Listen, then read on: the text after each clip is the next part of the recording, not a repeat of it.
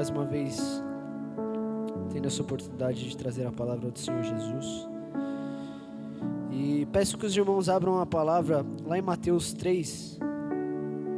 Mateus 3, no verso 1.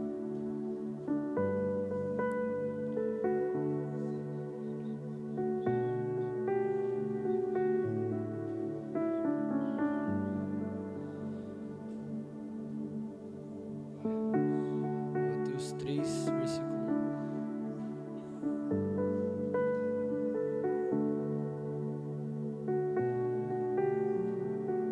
Consegue mudar para NVT?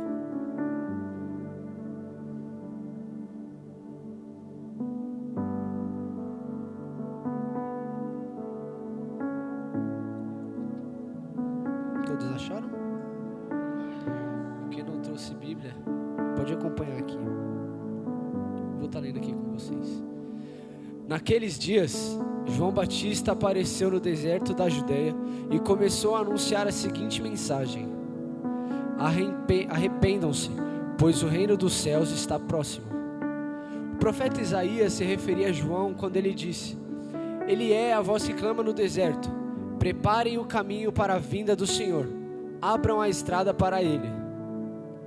As roupas de João eram tecidas com pelos de camelo, e ele usava um cinto de couro e alimentava-se de gafanhotos e mel silvestre. Gente de Jerusalém e de toda a Judeia e de todo o Vale do Jordão ia até ele, somente até aí. Feche seus olhos. Senhor, meu Deus, meu Pai, eterno e glorioso Deus, aqui está lendo a Tua palavra, Deus, aquilo ao qual o Senhor colocou no meu coração. Espírito Santo, Tu tens total liberdade para se manifestar e tocar em cada coração, tocar em cada mente, Senhor. E Pai, se revelar aos Teus filhos através, Pai, da minha boca, Pai. Eis-me aqui como instrumento, que o Senhor faça da Tua vontade, Pai, da Tua maneira, como o Senhor desejar. Em nome do Senhor Jesus. Amém, graças a Deus. Amém. Bom, estava eu indo trabalhar durante a semana e eu perguntando ao Espírito Santo, falei: Espírito Santo, o que o Senhor quer que eu leve aos teus filhos, o que eles estão necessitando ouvir? E aí eu, passando o meu Spotify, eu encontrei ali um podcast ao qual o dono daquela música é ele. Acho que todo mundo já ouviu aqui, né? Ele, por ele que eu estou gastando a minha vida. Ele foi no podcast do Jesus Cop, do Douglas Gonçalves, e foi feita essa pergunta: como surgiu essa música? E aí eu cliquei, e ele falando sobre tudo que Deus fez na vida dele, através da história de João Batista, ele pegando para ler e reler mais fundo a história de João Batista. Ele falou que o Espírito Santo começou a mover no coração dele algo tão forte, ali foi nascendo a canção, enfim, a gente e ouve essa canção, que é uma canção que verdadeiramente toca o nosso coração e nos mostra quão miseráveis nós somos vivendo o evangelho que a gente tem vivido hoje, como cristãos. E aí eu falei: poxa, glória a Deus, é isso. Então, eu já entendi, Senhor. E fora do que o Senhor veio me confirmando na ministração da pastora Luz sobre o mundo espiritual, até comentei com meu pai e minha mãe, dando bronca, né, sobre as coisas que nós temos feito aí como evangelho. Se nós temos feito certo, o inimigo vai tentar contra. E estive estudando sobre. Realmente, a gente fala pouco de João Batista e deveria falar mais, porque o próprio Jesus falou: de todos os nascidos que veio de uma mulher, João Batista, ele não tem igual, nem vai ter. A gente fala muito de Paulo, que pós-Jesus fez coisas, né? A gente olha e fala: caramba, meu, olha isso. Paulo, ele veio verdadeiramente como um homem de Deus. Deus chegou, fez ele chegar primeiramente dentro dele mesmo, e foi de dentro para fora o que Deus teve com Paulo. Mas João Batista não. João Batista, ele já nasceu com a promessa, ele já nasceu como aquele que viria preparar o caminho para o Senhor Jesus. A palavra vai nos dizer que Maria foi saudar a mãe de João Batista. Quando ela chega lá, os dois começam a se revirar dentro do ventre e ficam alises, João Batista, e ele começa a se revirar no ventre, e tudo aquilo, elas ficam espantadas, falam: meu Deus, o que está acontecendo? mal sabiam elas, que tudo aquilo que já estava para acontecer estava se achegando naquele momento. E João Batista, não sei se vocês sabem, mas João Batista não viveu como uma pessoa normal. A palavra vai nos dizer, logo aqui no começo, naqueles dias, João Batista apareceu no deserto da Judeia. Só que, indo mais a fundo no estudo, e não sei se aqui todos sabem, aqueles que estudam mais a Bíblia, a palavra, vão saber, João Batista, ele viveu 30 anos no deserto. E ele foi ter uma vida pública quando Jesus veio aparecer. Então ele começou ali, ou seja, foram 3 anos. Quando Jesus começou o seu ministério, foi quando João Batista terminou.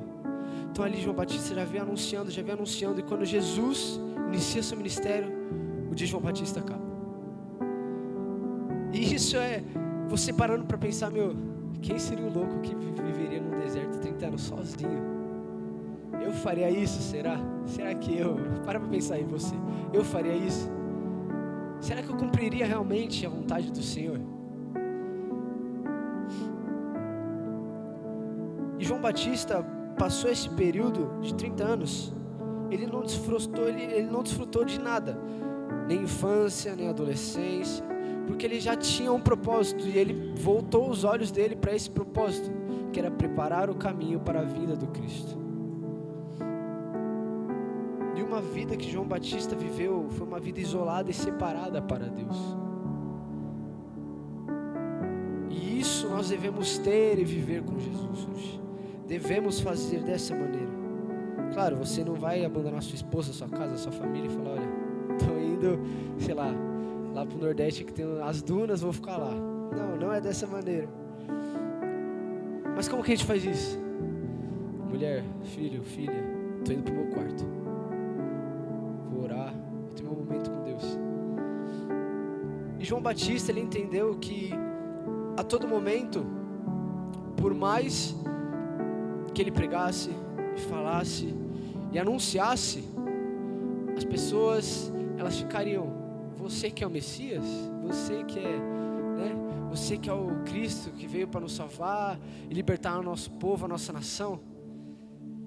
Só que ele foi tão humilde, e João Batista, a família dele até tinha uma condição legal, não era uma família miserável, era uma família, e ele podia ter uma boa roupa, podia comer bem, se alimentar bem, mas a palavra vai nos dizer que as vestimentas dele eram com pele de camelo, e ele comia gafanhoto e mel silvestre. E quem é louco de fazer isso? Ninguém. A China, e com umas paradas doidas, isso é verdade. Mas João Batista, ele entendeu que não se trata sobre roupa, não se trata sobre o que você come, o tanto que você pode ter, mas sim o quanto você deve diminuir, Jesus crescer na sua vida. Aonde você passar, Deus deve ser reconhecido através da presença que está em você, do que você carrega. O Espírito Santo está dentro de você e habita em você. Então, através disso, João Batista, ele entendeu verdadeiramente, por mais que ele fosse o filho da promessa, que iria preparar o caminho para o Cristo, ele entendeu que dessa maneira, ele até poderia falar, eu sou o que veio preparar o caminho. Não, quando ele vê Jesus, e ali estão os discípulos de João Batista com ele, Jesus passando, ele vira e fala, é esse aí que vocês têm que seguir, não é eu não, é esse aí. A todo instante ele entendeu que não era sobre ele não se gabou, muito pelo contrário. A todo instante, a todo momento, ele entendeu que a humildade e ele diminuir era a coisa mais importante no momento, porque o que verdadeiramente importa é Jesus Cristo. E quando Jesus Cristo passa na sua vida, existe um antes e um depois, e é nesse depois que você deve continuar carregando Jesus Cristo contigo e andando lado a lado com Ele, assim como os discípulos de João Batista fizeram posteriormente. Então, quando nós conseguimos entender isso, nós vemos que os 30 anos de João Batista no deserto foram 30 anos de aprendizado com Deus, e Deus ensinando a ele Tanto é que nós vemos que quando aquele povo chega, João Batista já avista e fala: ah, raça de víboras, o que vocês estão fazendo aqui? Só porque está vindo todo mundo aqui. Ele entende, aquilo chama atenção, mas ele em nenhum momento se gaba, muito pelo contrário, ele vai falar: olha, vocês são raça de víboras, não adianta vocês virem aqui querer olhar. Ele somente estava fazendo a obra do Senhor. E assim como a pastora falou, quando nós estamos fazendo a vontade do Senhor, o inimigo se irrita, o inimigo vai tentar de tudo, vai aparecer pessoas, vão aparecer coisas para tentar nos fazer parar. Mas faça assim como João Batista, aponta e fala: raça de víbora, vai se consertar, vai viver uma vida com Deus, ou faz melhor, dobra o teu joelho e ora por tal causa, por tal pessoa. E isso é uma vida com Deus, é você entender que você é o menor das coisas, e Deus, Ele está acima de todas as coisas, está acima da sua vida, das tuas vontades.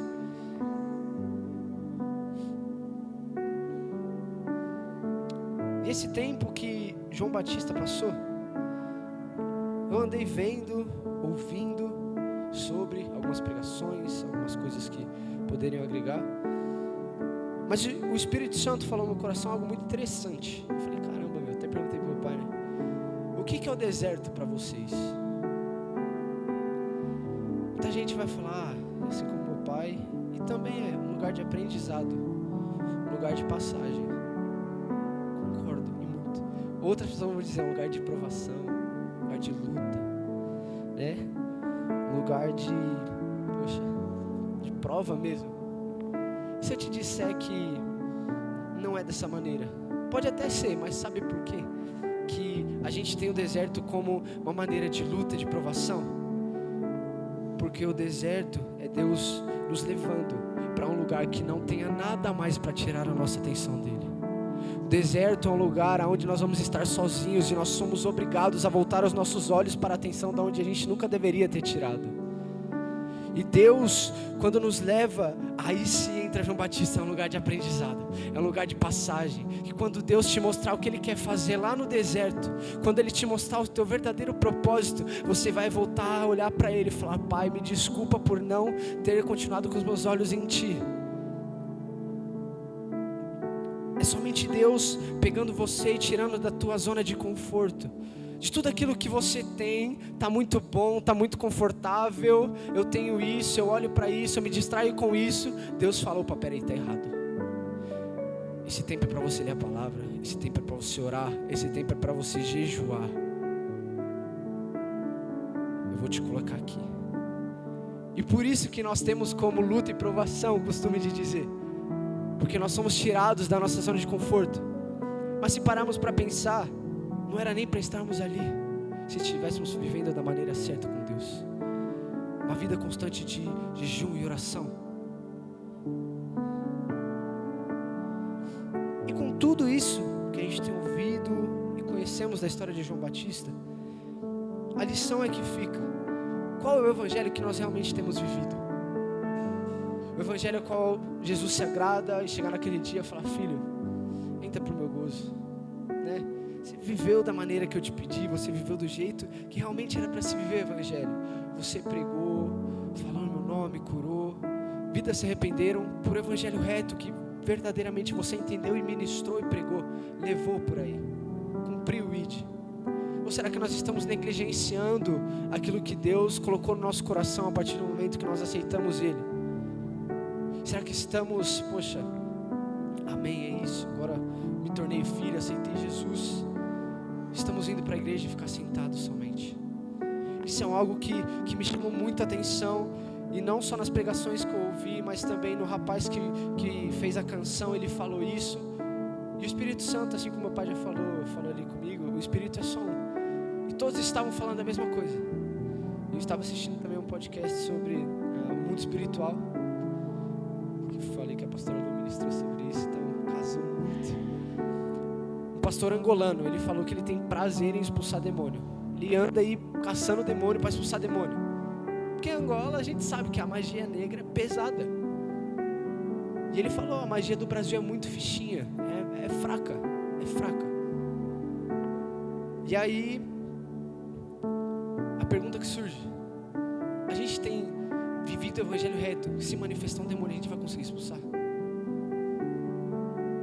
Porque existem demônios que é só com jejum e oração.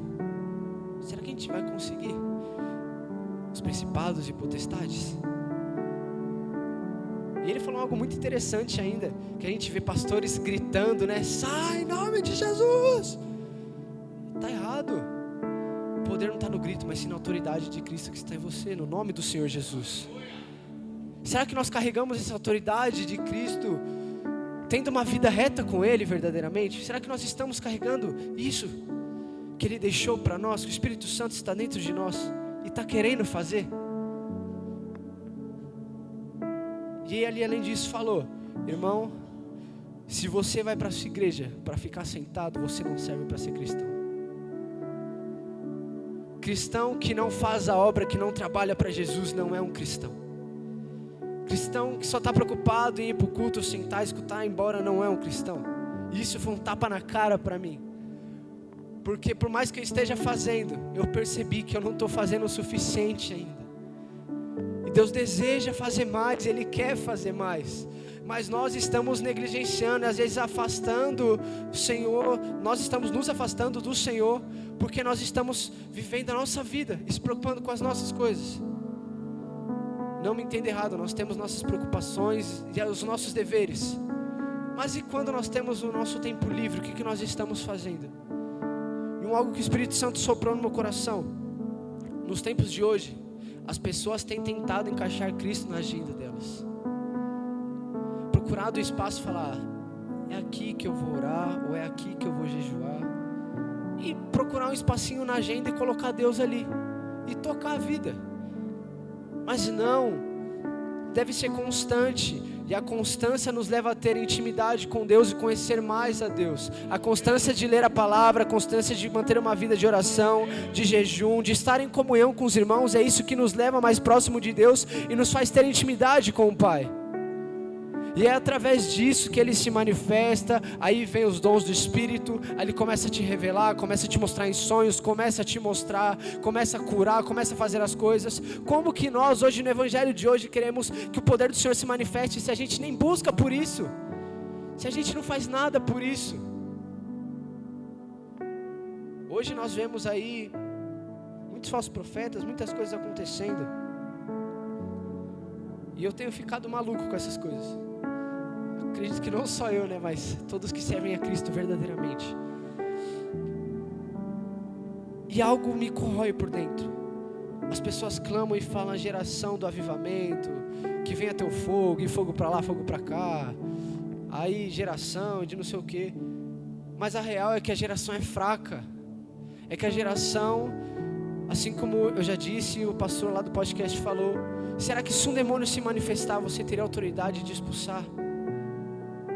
Será que você conseguiria? Ou será que ele iria dar risada da sua cara? Assim como foi, eu não me recordo agora, mas foi com o rapaz que ele falou: eu te expulso no nome do Deus de Paulo, né? Não foi isso? E aí o demônio deu risada e falou: Paulo eu conheço, Jesus eu conheço, mas e você, quem é? Vai tirar sarro de você ainda. Então não é brincadeira, o Evangelho não é brincadeira, Satanás não brinca de ser Satanás, Jesus não brinca de ser Jesus. E eu falo isso neste momento hoje, porque eu tenho vivido experiências e tenho tido experiências e vivido verdadeiramente uma transformação todos os dias pelo Evangelho. É difícil você se manter constante porque sua carne grita. É difícil você querer fazer as coisas para Deus porque sua carne quer o conforto, quer comer, descansar e ficar tranquilo. Mas é esse sacrifício que Deus se agrada. Se já não existe mais o sacrifício de sangue porque já foi pago lá na cruz, hoje o sacrifício que nós devemos fazer: Pai, eu não vou comer, eu vou jejuar, eu vou fazer isso por Ti. Deus, transforma minha vida, transforma minha história, me dê dons, me entregue, Pai. É isso que nós devemos fazer, é buscar por tudo aquilo que a palavra nos pede, por tudo aquilo que a palavra nos apresenta. Eu dou muita risada com os memes do meu Instagram, cristãos, E um deles falou assim, só que além de dar risada eu falei, caramba, é verdade. O administrador, ele criou o mundo, veio até a terra, nos ajudou, deixou um manual, voltou, e a gente ainda consegue fazer tudo de errado. Ele deixou tudo certinho, ó, é desse jeito que você tem que fazer, é dessa maneira que você tem que viver, e a gente ainda consegue errar.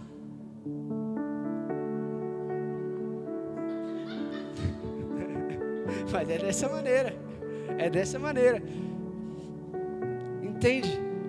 Errar, não no sentido, errar, nós todos erramos, somos seres humanos, mas o erro que eu digo, é a gente errar sabendo que é errado, e continuar fazendo esse erro, continuar pecando desse jeito,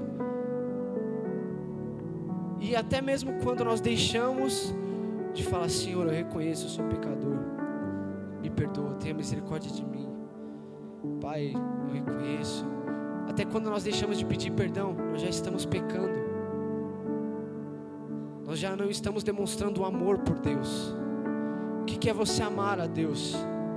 Pai, eu reconheço, eu pequei, Deus, eu venho até a Ti, diante da Tua presença, eu falhei, mas por favor me perdoe, tenha misericórdia. Eu reconheço, e eu te amo acima de todas as coisas, e por isso que eu estou deixando o meu ego de lado, para vir aqui te pedir perdão. É isso que Deus espera de nós, é isso que Deus quer de nós, é um coração contrito, quebrantado. A gente pega Davi rasgava as vestes, e ficava lá, e ficava, e como ele acabou sendo conhecido? Como um homem segundo o coração de Deus, porque Davi entendeu que era melhor estar na presença do Senhor, do que fazer as coisas erradas e Deus se afastar de você. Davi entendeu, Senhor, me tire tudo, mas só não me tire a Tua presença. E é nesse lugar que nós devemos estar e que nós devemos querer permanecer. Cristo, Ele nos chama para uma vida humilde nessa terra, humanamente falando, né? A gente vê os discípulos, a gente vê aqueles que andaram com Jesus, a gente vê o próprio João Batista. Uma vida humilde, uma vida sem, não tinha carros na época, mas sem cavalos, sei lá, sem vaca, sem plantação, sem essas coisas, né? Humanamente falando, Deus nos chama para uma vida humilde, mas quando ela se trata do espiritual, a nossa vida espiritual, se andamos com Cristo verdadeiramente, ela vai ter mais valor do que ouro, do que prata. A nossa vida espiritual, quando se trata com Deus, ela vai ter mais valor do que qualquer coisa que nessa terra pode comprar. Então quando nós entendemos isso, nós paramos de buscar verdadeiramente as coisas materiais. Poxa, é legal a gente ter nossa casa, nosso carro, mas por que a gente não busca primeiramente as coisas espirituais? E eu ouvi algo muito interessante nesses trechos que eu vi. O mundo espiritual, ele é tão real quanto este mundo aqui que nós vivemos, que nós podemos tocar, que nós podemos ver. Mas se o céu já existia, quando Deus criou todas as coisas, o céu é sobrenatural, amém? Todos concordam? Se já tinha, quando João descreve que as ruas eram como de ouro, peraí, então se ele entende como era ouro lá, tem ouro aqui. Ou seja, tudo que tem no mundo espiritual tem aqui. Tudo foi primeiramente criado lá e passou para cá. O mundo espiritual, ele é mais real do que nós pensamos. E por isso a palavra vai nos dizer que a nossa luta não é nem contra a carne, nem contra o sangue, mas sim contra os principados e as potestades do reino das áreas celestiais, e que estão ali. Se nós formos humildes humanamente, se nós diminuirmos todos os dias e Cristo continuar crescendo em nós, se nós continuarmos buscando o mundo espiritual e confiar em Deus, nós vamos ver quem é Deus em nossa vida. Se nós verdadeiramente entendemos e buscar entender que tudo isso que nós pensamos hoje sobre o Evangelho a gente está fazendo errado, se a gente tem humildade de reconhecer isso, e a partir de hoje, mudar e querer viver o evangelho que João Batista viveu, que Paulo viveu, que Pedro viveu, se a gente realmente entender e buscar isso, eu tenho certeza absoluta que o Brasil não estaria do jeito que está, que os cristãos não estariam do jeito que estão. Isso é um fato. Eu falo de boca cheia. Não aconteceriam as coisas que estão acontecendo. E isso muito se deve por falta da leitura da palavra, por falta do ensino, muitas das vezes dos próprios pais. E aí vem a nova geração e faz as coisas erradas. A própria palavra vai nos dizer: instrui o menino no caminho que se deve andar, para quando ele for mais velho não se desviar dele. Nós devemos tomar muito cuidado com as coisas que estão acontecendo. E é um privilégio estar aqui hoje trazendo a mensagem, trazendo aquilo que o Senhor colocou no meu coração.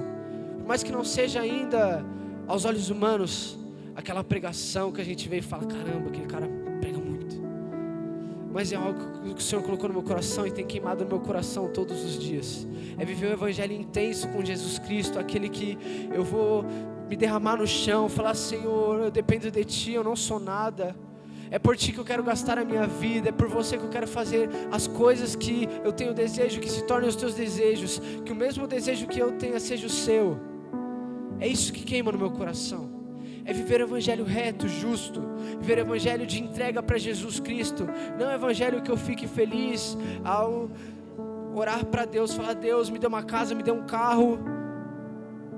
Deus até pode dar, mas do mesmo jeito que vem, pode ir.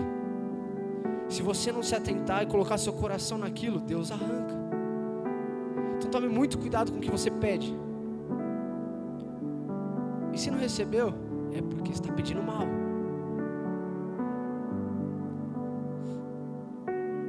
Nesse momento, o Espírito Santo me fez entender que tudo que eu estava vivendo estava sendo de um jeito errado, de uma maneira errada. Que a busca deve ser triplicada, que o jejum, oração, quintuplicado, que a minha entrega deve ser sextuplicada, que eu, João, sou miserável, mas graças à graça e ao amor de Jesus Cristo, eu posso todas as coisas nele, porque é Ele que me fortalece. E da mesma maneira com você. Eu não sei como você se achegou nessa noite, não sei o evangelho que você está vivendo. Se você está feliz da maneira que você está vivendo, após essa mensagem, amém, amém. Mas se após essa mensagem o Espírito Santo tocou no seu coração, está mexendo alguma coisa dentro de você, peço que você venha até aqui à frente. Quero estar orando por você. E não precisa se envergonhar. Não é momento de apelo para se reconciliar ou aceitar Jesus, mas é o momento de verdadeiramente você reconhecer e falar: do jeito que eu estou vivendo, eu posso viver mais para Jesus, eu posso fazer mais por Ele. Vem aqui até a frente, eu oro por você.